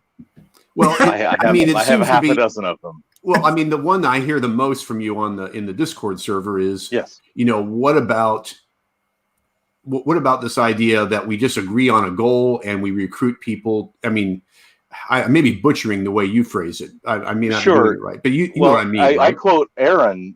Oh, I got to point that way. I quote Aaron to say that any of these things have to be very recruitable, and so that's one of the tests of a morality that you want to adopt, is that it has to be extensible, recruitable, and of course that's a utilitarian argument, which is fine. You mean in terms of being able to convince others? Yeah. Mm-hmm. If you couldn't recruit a morality is not very useful unless it becomes somewhat common. Well, one person's really individual morality isn't very helpful. And it might be the case, right? Of course, it's quite possible that the true morality, the one true, right, the golden cup morality, right, is a view that's very hard to convey to anyone. That, like, maybe it really just is non-persuasive in that kind of way. That would be unfortunate, right? That would really suck, because if we're approaching it asymptotically, we would tend to then oscillate away from it, and that's right. So there's a view called desireism that I find just particularly unimpalatable, and it's incredibly complicated, I think, when you try to read it and try to understand what the people are saying. And I have joked before that I would rather never find out that desireism is actually the correct ethical view, because I don't want to teach that, and I just think it would be so hard to teach and painful. So what I will say is, right, insofar as you want your ethics to have any effect in the world, you do want to frame it in such a way where it is palatable to multiple individuals and broadly speaking, is comprehensible and all those sorts of things. It's not a necessary feature of the truth, but it's something we should hope for. And I certainly think that it's the job of communicators to take whatever does seem true and try to demystify it and make it palatable. I mean, so speaking for myself personally, I spend a lot of time talking to atheists and trying to convey to them how objective value is not a threat to their scientific worldview, essentially. And no threat. And it's an easy mistake to make, right? And so whether a view is accessible in part depends on whether the communicator is able to functionally understand what the hang-ups are of the person they're communicating with, and find ways to work to sort of diffuse those traps of confusion along the way, to get them to a point where they can see the view as non-threatening and integrated into their worldview. Do you think it's likely that if you found my hang-ups and addressed them right, you could convince me of moral realism? It's not guaranteed. I think it's right now the philosophers are 50-50, 60-40, as you said. Sure. I think so there's a big example that it doesn't always work. No, and I mean, what I think I could do is either convince you of moral realism or convince you of a weak enough version of, like, grind down the edges of your anti-realism to the point where I would say it's so. Okay. Here, let me make a broader point here. When you talk about realist, anti-realist spectrums, the weak versions of realism and anti-realism are often the same thing. Keith Frankish makes this point in his illusionism paper, right? Yes. Strong illusionism and strong realism about consciousness are out here.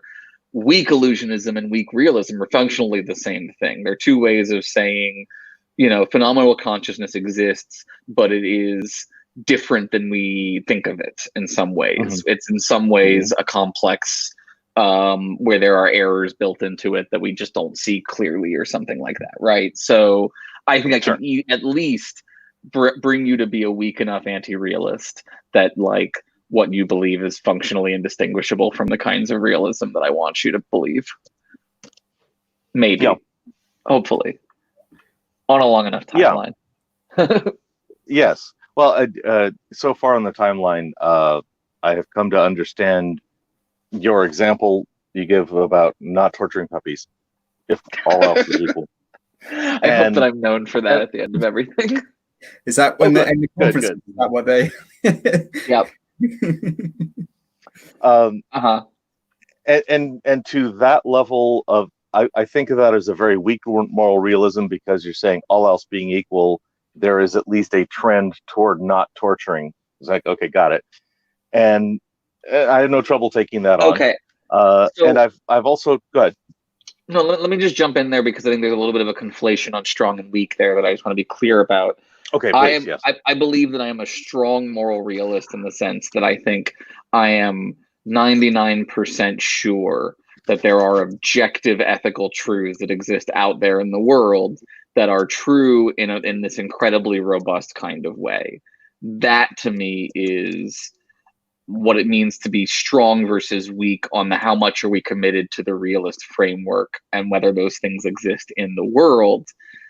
Then on the normative level, right, how strong are those ethical commandments, right? Are they thou shalt not kill level of strong, or are they all things being equal, one ought not to kill another living being, right? Yeah. That is a much weaker claim. And I agree with you that I think that those claims should be defeasible in that way that makes them substantially weaker, and that creates a kind of pluralist morass of what the right thing to do is in complicated ethical situations. So, but I think I could try to drive you maybe towards stronger realism about the fact that those claims are radically independent of our beliefs about them. If that makes sense. So it's like, no problem with the claim being independent of our beliefs. Yeah, so I think that's the part that to me is strong moral realism, and a lot of folks have trouble getting there. Once we're there, I'm happy to talk about how sort of complex and defeasible the different moral foundations are before we start trying to figure out what's the right world for us to try to bring about. Well, one thing that Juggling mentions quite a few times, quite often in the Discord server, is that he doesn't think. I don't think I'm distorting what he said before, but he can correct me if I am. But he doesn't think that he has either any or he doesn't, or he has very few presuppositions.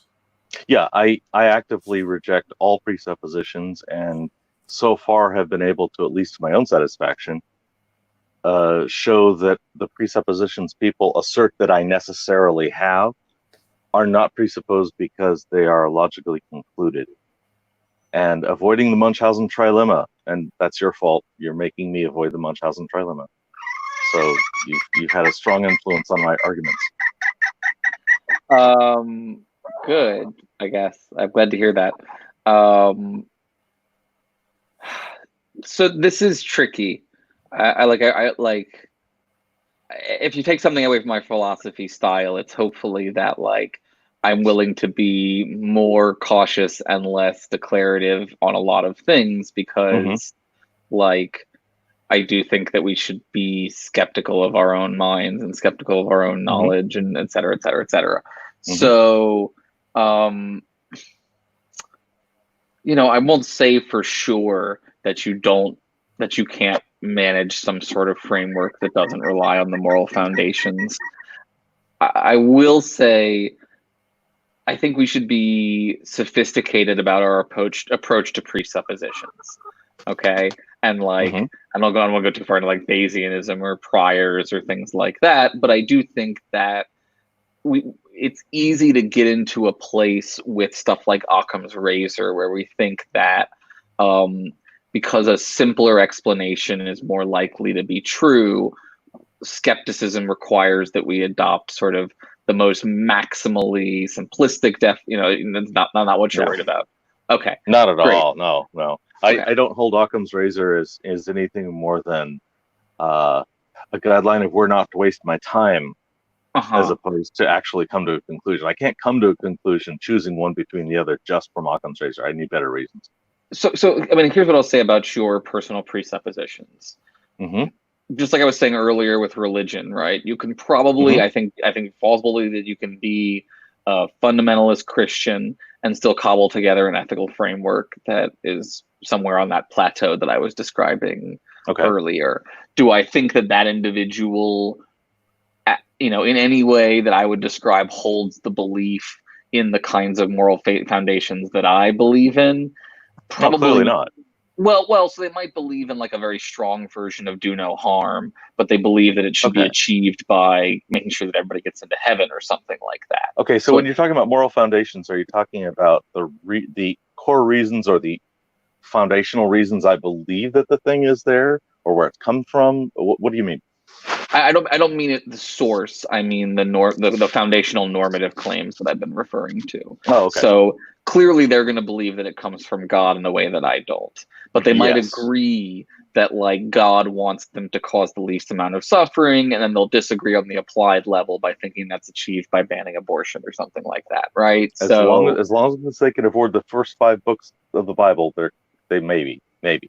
Sure, right. So so all of this is just a very roundabout way of saying I don't think that everyone actually presupposes the things that I think they should be adopting as part of their moral foundations. I think people live lots of different lifestyles with lots of different foundations to their views. Like, to go back to Jonathan Haidt, right? I think that's the point of the moral foundation stuff, is that like there is a complexity to the way in which people balance out all of their foundations. But I do think that ethical frameworks that don't adopt some version of all of the foundations that I personally find to be necessary based on the work that I've done will likely get certain things a little wrong, or miss out on certain important kinds of nuance and complexity. And so I do think that I could, again, with enough time, motivate you to care about each of the foundations that I think are valuable by showing certain hypotheticals where if you didn't care about them, you'd get the wrong answer, and you wouldn't want to get that wrong answer, and so you would include the foundation.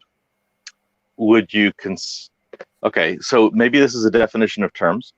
If you call something a presupposition, does it cease being a presupposition if you end up concluding it from other reasoning? It's no longer axiomatic if it is a conclusion. Is that correct?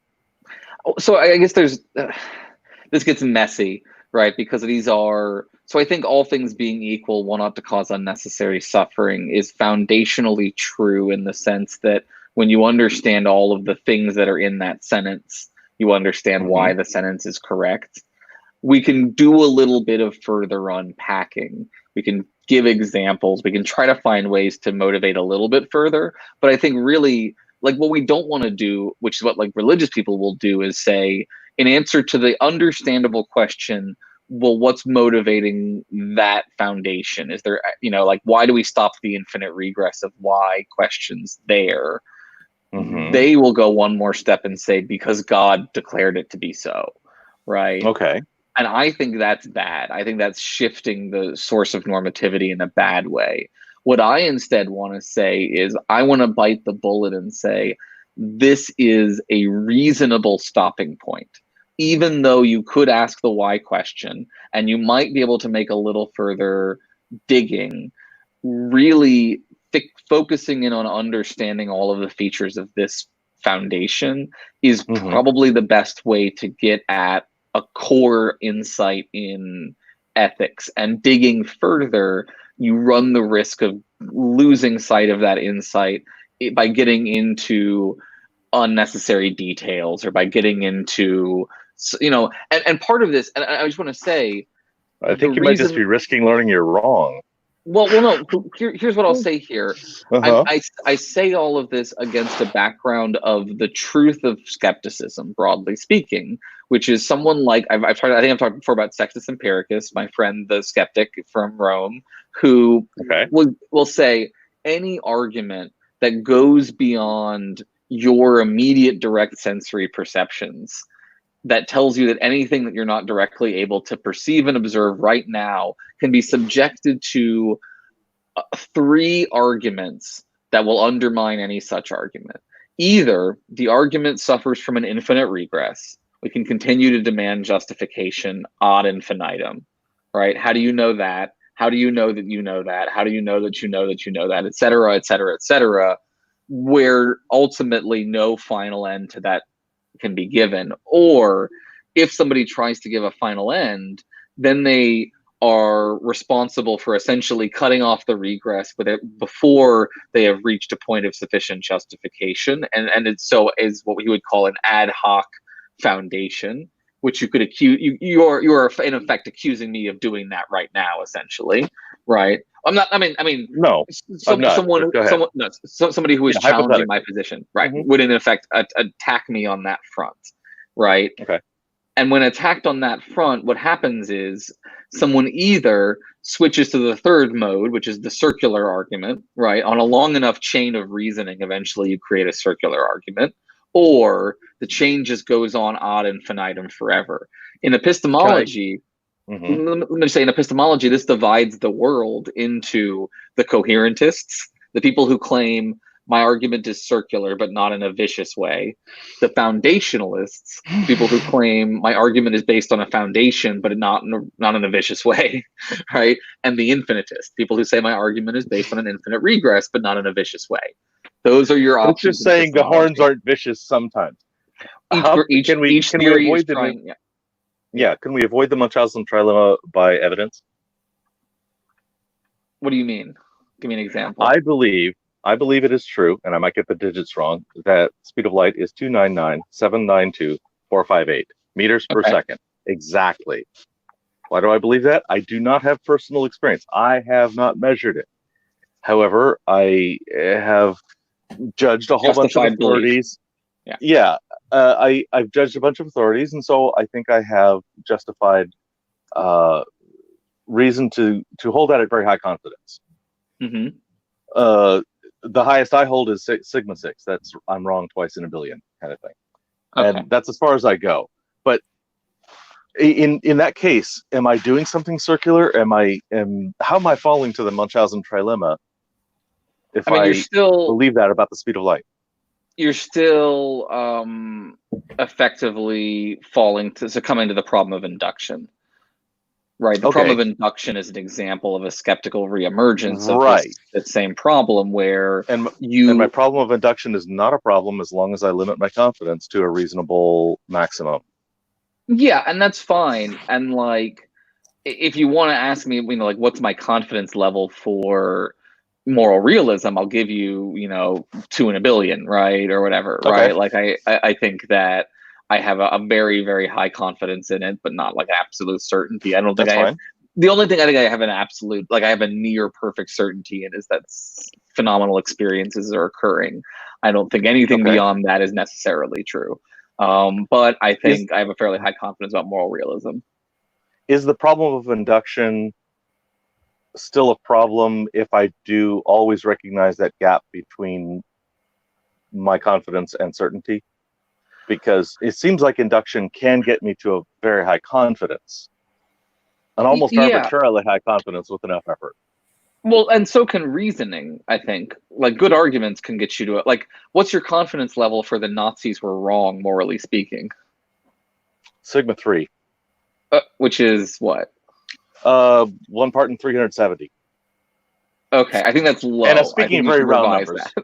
I would go higher on that. I think the odds that like if you had 370 universes, if one of them is the Hitler was right universe, seems highly unlikely to me. I would put that in the billions, because just like I could easily write a fiction story where Hitler was better than the alternative. I think you couldn't easily write it and have it be plausible. I think you could try, but like I like here's what I'm saying. I think So this actually gets into a question of reductio ad absurdums, right? What does it mean for something to be a reductio ad absurdum of a view? What does it mean to show the view ended up in a conclusion that is just patently absurd, right? If it's not a formal logical absurdity like A and not A, what are we saying, right? And I think A and not A is not reasonable. I'm sorry, a law of identity it fails quantum mechanics. Okay, I don't even want to go near that one. Okay. I mean, I'm not an expert in either field enough to make that argument. That's okay. So let me just stick to. So sorry. I don't mind if you argue law of identity. For all practical purposes, it's true. Right. So like we have an exceptionally high degree of confidence in these basic laws of logic and I'm sorry, I'm totally lost where we were just at on that one. I'm sorry. No, it's okay. I think the other thought's just gone. Here's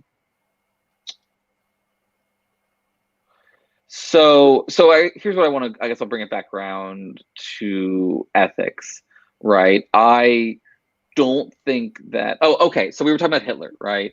Sure. The nature of individuals, of sentient beings, of autonomy being what it is, to me makes it such that a universe in which those features are the way they are and what Hitler did was right is like a universe in which there are, effectively round squares or something like maybe not quite to that absurd level, but like something that is effectively impossible outside of the furthest reaches of the multiverse kind of thing. And that's, again, part of my robust views about moral realism is that I just think that like part of moral realism takes into account the features of beings in the universe plus logic plus empathy. And what you get is, any view. Oh, so it was the reductio ad absurdum thing. That was the other part that I wanted to bring up, right? Like any view that tells you that consciousness doesn't exist is, I think, a reductio ad absurdum of that view, but other folks think different, right? That like sentient experience doesn't exist. I think that's a reductio ad absurdum. Other people don't. Same thing if your ethical view lands on, Hitler wasn't wrong, or Hitler, like the Nazis could have been right or were right in some context or in some way. Like I think you just created a reductio ad absurdum of like you've just shown that your ethics is missing something fundamental at that point. And I think that when we do ethics, we achieve it by a reflective equilibrium between our intuitions and observations of experiences and arguments and all these kinds of things. And so, at some point we might ask ourselves, well, should we abandon the prior Hitler was always wrong in favor of some different prior or something like that? But I think it's very unlikely that we could find an argument that would change our minds about that if we were being reasonable. And that makes it for a very strong foundational test case for other ethical arguments. Does that make some sense? Okay. Oh, and I realize it's 12:15. Yeah. Rolling soon. Yes. Thank you for this long talk. Yeah, it was great. Thank you for answering everyone's questions, Aaron. And there's a barrage of various different topics. But I thought it was really good. And I think Unshackled got something from it, which is actually kind of the whole reason why I thought this discussion would be good, is because he's very new to the Discord. And we were discussing on the Street Epistemology server. So I thought it'd be good for him to have his views kind of challenged, and then him to talk about it a bit more. So I really appreciate you doing that. No, happy to help. Happy to chat.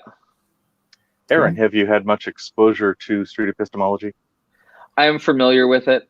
I'm not a huge fan of Boghossian, but from what I understand, Anthony is a decent guy who does solid work, and he and I did a really weird, funny activity once where mutual listener made a joke about how he and I have very similar aha noises when we're listening to people and actively listening. And so we put together a like audio clip of both of our hums and ahs and such. That was pretty entertaining. I want to get him on my show at some point, but he's been busy with stuff.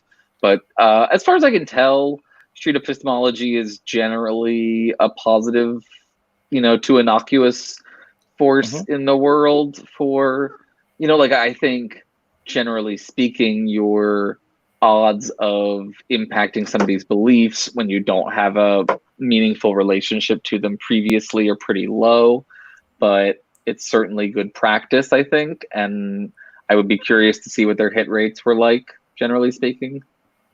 Yeah. Better than really, really low. Better than really, really low. I mean, it's very hard to tell, I think, a lot of the time, but I don't have any judgment against the efficacy of their model. I don't, I generally have found that my success has been in community organizing as a means to persuade. But I do think that, I'm a Socratic. And so like street epistemology is just Socratic method on the street, which is where the Socratic method belongs anyway. So like generally I'm on board with it, been on board with it for 2,000 years, and I'm glad that they're bringing it back. You can completely bypass Boghossian.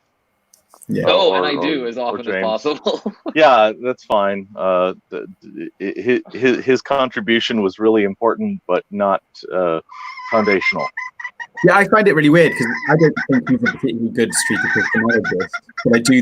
But it was. I agree. He's crap at it. But, and my understanding is that like How to Create an Atheist has been an important book for a lot of people who've read it, but isn't necessarily actually a great manual for how to persuade people to become atheists. No, it's not a good training manual. The current one, How to Have Impossible Conversations, is actually pretty good. Is it? I mean, I'll be honest with you, I haven't read it because I think him and James Lindsay are both not great. And like, I think they're both terrible models of how to have impossible conversations. So like, I'm not going to immediately assume that they really, but like maybe they just don't practice what they preach or something. I don't think they do, right? James doesn't do SE, and Peter is lousy at it. Yeah, I like, and so like I don't really need them to tell me how to persuade people or have impossible conversations. But like, I'm glad that it is a useful, like for folks who haven't done a bunch of argumentation work and persuasion work, there is a space that I think is valuable for people to fill with, people like Ben Burgess, for example, how to, give an argument, how to give conservatives an argument. I think does a pretty decent job in trying to explain how to make good arguments. He recently argued Stefan Molyneux. I haven't watched it because I'm not going to watch Stefan Molyneux do anything, but I just summarized yesterday one of his papers. It was painful. I mean, he got basic logic stuff wrong in his dissertation, and like, I'm not a great logician, but like, how did nobody catch that in your dissertation? Is this an undergraduate dissertation? Or no, this is his PhD. No, he just published a PhD dissertation. Oh, so wait, was this Molyneux's?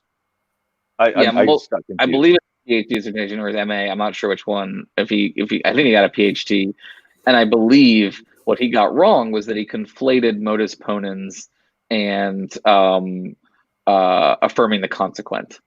So one of those is the foundational inference of, if A then B, A therefore B, on which, let's say, most of your logical inferences is built.